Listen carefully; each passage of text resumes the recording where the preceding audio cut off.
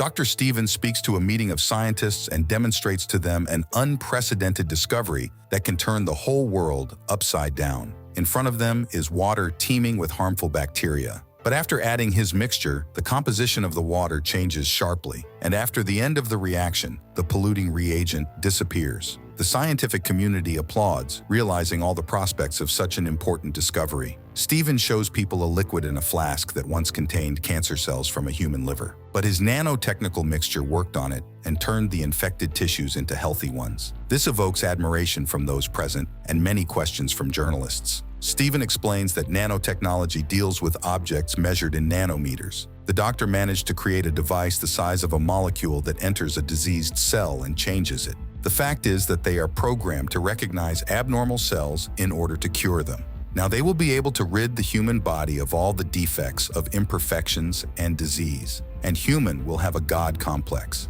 This joke displeases the university management because believers may consider all of Stevens' work a cruel joke. In addition, scientific research is carried out with donations from patrons who also might not like the scientist's words. But he asks to treat his statement with humor because he is not going to become God. The man suggests moving on to animal testing. The director reminds him not to conduct any tests on humans without the permission of a special commission. Stephen, of course, promises to follow the rules. The scientist is disinfected and starts working in the laboratory, but then he is distracted by his old friend Andy. He came to congratulate Stephen on the great discovery he had been observing all these years. Stephen shows the guy a test tube with nanorobots and explains how they work. However, Andy is not particularly interested in the scientific discovery because he is ready to reveal amazing news. Stephen's sister Judy has agreed to become his wife, and he wants Stephen to become his witness. Plus, Andy finally got a teaching position, so life is getting better. This news makes Stephen happy, and he suggests they celebrate. But Andy rushes to the doctor because he hasn't been feeling very well lately. The man comes to the reception and learns terrible news. He has inoperable spinal cord cancer and, at best, has no more than a few months to live. There is only one option to have any hope of survival, an operation during which both his legs will be amputated. But this does not give confidence in complete healing. The man is terrified. There are so many joyful changes in his life that now simply cannot take place. Upset, Andy goes to Stephen and inquires about permission to test the mixture on humans. But management has not yet issued it, although Stephen argues that this step is necessary. Then Andy proposes to take as a test subject a terminally ill person who has no hope of healing at all and will still have to die. Stephen suspects something is wrong, but Andy reassures him with his usual curiosity. The scientist leaves to work, and Andy returns home. His fiancée Jude notices his nervousness, but is sure it's just pre-wedding jitters. At Christmas, the woman cheerfully talks about her dreams. Andy doesn't decide to tell her his terrible truth. After some time, the man secretly sneaks into Stephen's laboratory. He finds ampules with nanorobots and injects them into his vein. A few days later, Andy's doctor runs tests and is perplexed. The tumor has decreased by 90%, although such cases do not happen.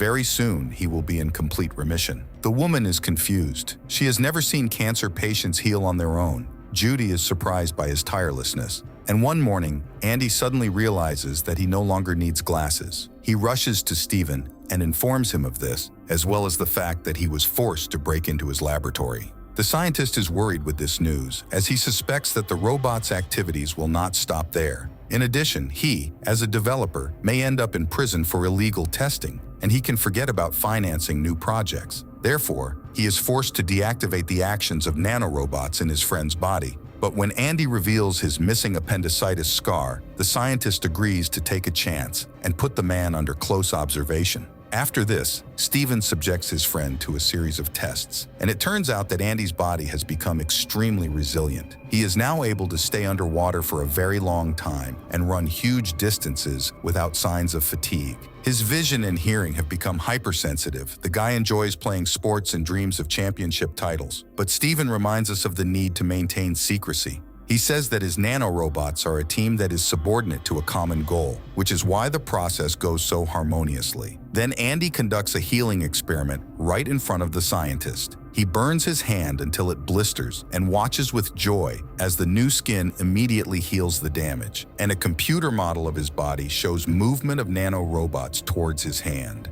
Later, Andy puts Judy through a tough workout, forcing her to go on long runs while remaining completely fresh and strong. His night exploits begin to seriously frighten the girl. However, a few days later, Andy wakes up in the night and realizes that something is wrong. He goes to the mirror and sees that gills have appeared on his neck, like a shark. He runs to Steven, who realizes that the nanobots perceived his inability to breathe underwater as a physical disability and took steps to correct the situation. Now the nanorobots need to be deactivated as soon as possible. But suddenly, the deactivation program fails, and the little helpers refuse to leave Andy's body. Steven sends his friend home and tries to rewrite the program. He hasn't tested it and doesn't know how else to get rid of them. But at night, Andy wakes up with pain in the back of his head. At this time, Steven bursts into his room. He came up with a way to deactivate it using electricity. Steven sees that his friend is feeling bad. He examines him and discovers eyes on the back of his head.